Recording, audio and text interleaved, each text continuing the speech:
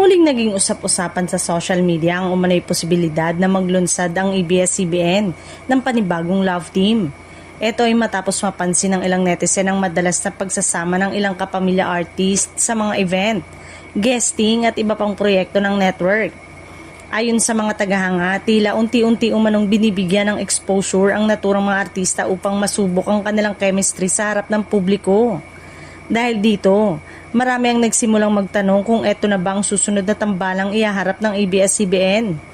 May ilan namang naniniwala na isa lamang itong normal na bahagi ng promotion ng mga artista at hindi nangangahulugang bubuo agad ng panibagong love team. Gayunpaman, hindi napigilan ng mga netizen na magbigay ng kani-kanilang opinyon at hula tungkol sa posibleng proyekto ng dalawa. Samantala, nananatiling tikom ang bibig ng ABS-CBN hinggil sa isyong ito. Wala pa ring opisyal na kumpirmasyon mula sa network o sa mga artistang iniuugnay sa isa't isa kung meron ng inilulutong bagong tambalan.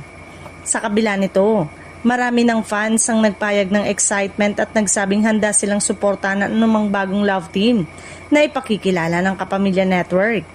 May ilan ding umaasang makakakita ng panibagong tambalan na may kakaibang chemistry at kwento. Sa ngayon ay nananatili lamang ang espekulasyon ng mga kumakalat na balita tungkol sa umano'y bagong love team ng ABS-CBN. Habang wala pang opisyal na anunsyo, hinihikayat ang publiko na hintayin ang kumpirmasyon mula sa network.